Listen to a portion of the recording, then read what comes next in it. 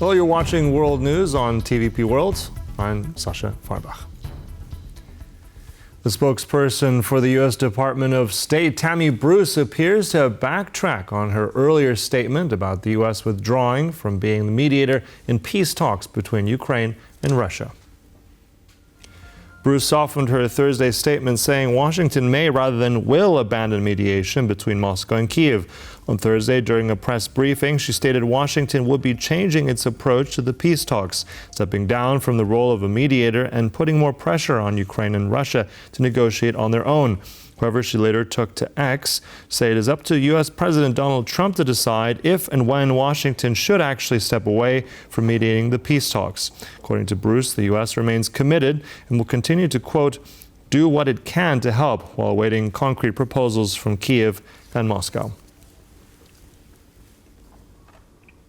More than 46 people have been injured in a mass drone strike on Ukraine's second largest city of Kharkiv. The local mayor said that the late Friday attack hit 12 locations across the city. One of the buildings struck was a high-rise residential block, which was engulfed in flames. An 11-year-old child was among the injured. 8 of those hurt are being treated in hospital. In the southern Kherson region, a village resident was killed when a fallen drone detonated as he was trying to carry it away from a house. Ukraine's Air Force says Russia launched 183 drones and 2 ballistic missiles in a series of overnight attacks.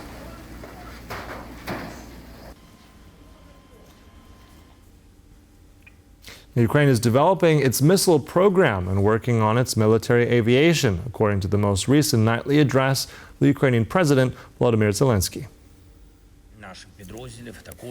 I held a meeting at the Supreme Commander-in-Chief's headquarters, where reports were presented on the supply of our brigades and the staffing of our units. There was also a very detailed discussion about Ukraine's missile program, the development and production of our missiles. The task is to accelerate the creation of Ukrainian ballistic missiles as much as possible. Our long-range capabilities are a clear and effective guarantee of Ukraine's security. Today, I also held a meeting on the development of our military aviation, primarily regarding Ukrainian F-16s, the aircraft that are already in Ukraine, those that will arrive soon, and long-term supplies. We continue to operate in the Kursk and Belgorod regions. Russia continues to refuse a full, long-term ceasefire. Our partners are already tired of these Russian manipulations. A new package of sanctions against Russia has been finalized by U.S. officials. However, it still awaits U.S. President Donald Trump's approval before it can be implemented. The proposed package focuses on economic sanctions, and it includes banking and energy measures. Among others, it targets the Russian state-owned energy giant Gazprom, as well as other major players in the natural resources and banking sectors. It remains to be seen whether the package will be approved by the U.S. president. His authorization is necessary for the sanctions to come into effect. These new developments follow Washington and Kyiv finally reached an agreement on the minerals deal.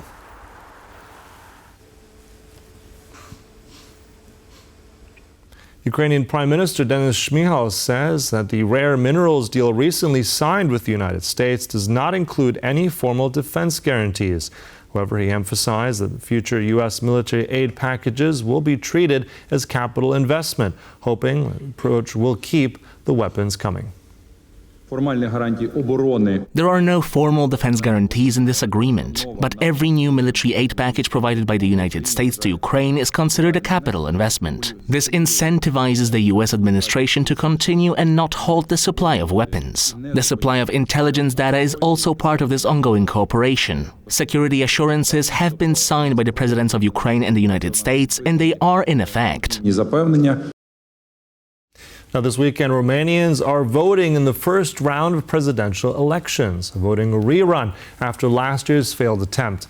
Now, the candidates' lineup is quite different this time. Our Balkan correspondent Pavel Chaskovsky is there on site in Bucharest to shed more light on the complexities of Romanian politics. Good morning, Pavel. So, tell us, what can we expect from the Sunday ballot? Give us your take. Well, the last time Romanians attempted to elect their new president, the weather was drab as it was early December. But as you rightly mentioned, that was a failed attempt as the Constitutional Court eventually annulled the first round of the presidential election, citing foreign interference that was supposed to favor the extreme right candidate Călin Georgescu, and the same court eventually banned Georgescu from running in the presidential rerun. And here we are 5 months later with spring in full swing and Romanians voting tomorrow. Now, the candidate lineup is quite different, as you said. One familiar face is that of George Simion, the leader of the Right Our party, who took part in the 2024 failed vote with little success, but this time having received support from Călin Georgescu himself, and after consolidating the votes of the Romanian right, he is leading the polls, but he is being followed by 3 new contenders. The first one is Crin Antonescu, a veteran of Romanian politics who came back from his political retirement to start as a candidate backed by the ruling coalition of Social Democrats and Liberals. Another candidate is Nicușor Dan, mayor of Bucharest, who is running as an independent. And we also have to mention Victor Ponta, a former prime minister, who is also running as an independent. And all 3 candidates in different polls take the second and third step of the podium in various configurations, and one could imagine a scenario in which one of these 3 candidates, Antonescu, Dan or Ponta, make it to the second round with George Simion. One could imagine, however, this is according to the polls, and the polls once proved to be totally unreliable. Whether this will happen the same time this time, we will see very soon. Back to you, Sasha. Well, there we have it. And of course, what matters in Romania is really vital for the region and for the world. I'm sure you'll give us more of your insights throughout the day and especially tomorrow. Thanks, Pavel Jaskovsky there in Bucharest. Now, the United States is revoking Romania's inclusion in the U.S. visa waiver program less than 4 months after an announcement that it would be added. The admittance of Romania to the scheme was backed by Joe Biden's outgoing administration. Officials said on January 9th that Bucharest had met strict security requirements and would share intelligence on terrorism and serious crimes with the U.S. The new rules were due to come into force on March 31st, but in late March, the Department of Homeland Security paused the initiative to conduct a review.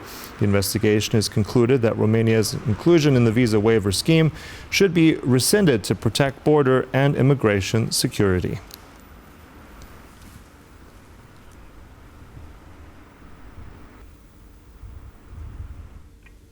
The far-right Alternative for Germany party, now the second largest in the Bundestag, has been officially labeled an extremist entity.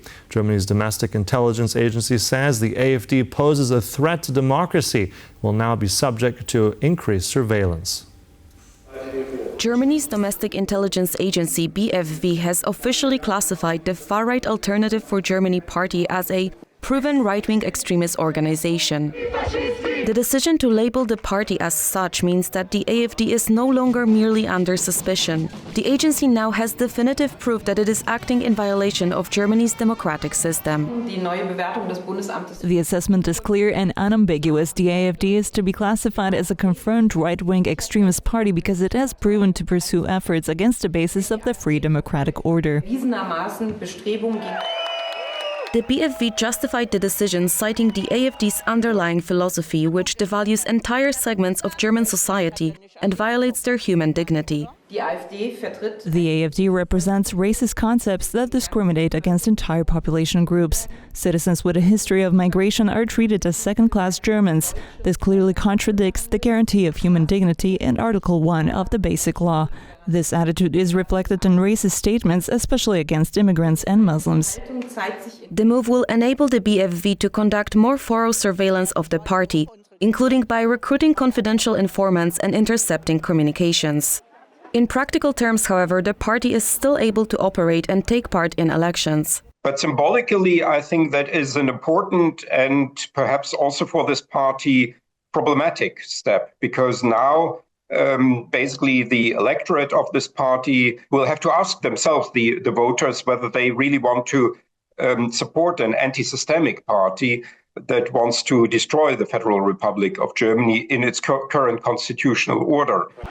AfD co-leaders Alice Weidel and Tino Chrupalla were quick to decry the move as undemocratic and vowed to take legal action. Today's decision by the Federal Office for the Protection of the Constitution is a severe blow to German democracy. The AfD will continue to defend itself legally against these defamations that endanger democracy. The AfD has previously been embroiled in several legal battles, including one where the party's regional leader was found guilty of knowingly using a Nazi slogan in a speech.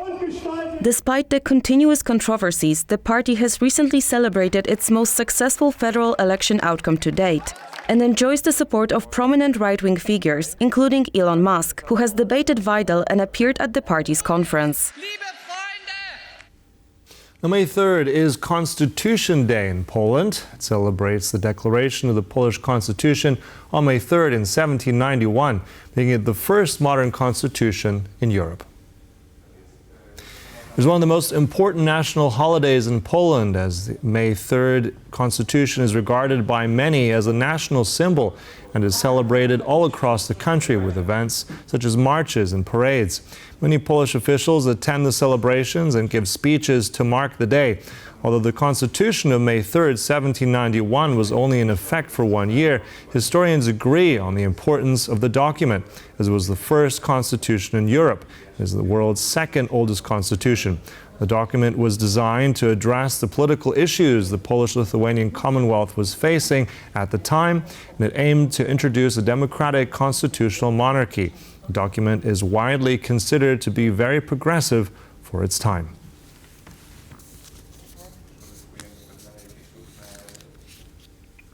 At a ceremony on Friday at the Polish Presidential Palace, Defense Minister Władysław Kosiniak-Kamysz announced a new operation to secure the airspace over the Baltic Sea. He said it's an allied mission involving troops from Sweden, the United Kingdom, and the United States. The Chief of the General Staff, the Commander-in-Chief, the Operations Commander last week implemented a new mission operation related to airspace security, especially over the Baltic Sea. New forces and resources have been deployed in the form of patrol missions, aircraft, helicopters, but also further tasks are being undertaken by a combined staff. One could say the people best prepared. Thank you very much for responding so promptly and preparing this operation. This is our allied action. There are soldiers from the Kingdom of Sweden, the United Kingdom of Great Britain, and Northern Ireland. There are also our allies from the United States. NATO vessels from the alliance's Standing Mine Countermeasures Group 1 have arrived in Helsinki, Finland. The port visit is part of ongoing operations in the Baltic Sea. During their stay, crews will rest, resupply, and carry out ship maintenance. But unfortunately for naval enthusiasts hoping for a closer look, the ships will not be open to the public. The group's mission in the Baltic has 3 objectives: maintaining readiness to respond to emerging crises, monitoring underwater infrastructure, and clearing historical ordnance like sea mines to keep the water safe for all sailors.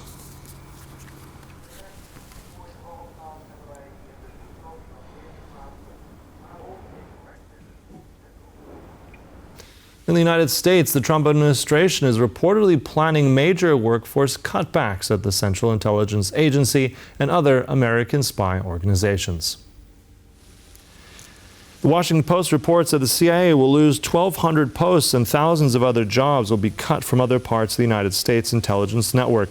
According to people familiar with the plans, the government has informed Congress the reductions will spread over several years and will not involve layoffs. CIA spokesman would not confirm the report, but said that Agency Director John Ratcliffe is taking action to ensure that the CIA meets the national security priorities set forth by the government. Since taking office in January, President Trump's team has gone on a cost-cutting drive that has resulted in the departure of more than 200,000 federal workers. The Vatican has begun installing a chimney in the Sistine Chapel ahead of the conclave to select the next pope. The meeting of cardinals to choose a new leader of the Catholic Church begins on May 7th. The Holy See released a video on Saturday showing preparations for the conclave, which includes installing the stove where ballots will be burned. Workers can also be seen building a false floor and setting out wooden tables where the cardinals will sit and cast their votes on Wednesday. A sign that a pope has been elected will be relayed to waiting crowds by white smoke rising from the chimney, while black smoke indicates that no decision has been made.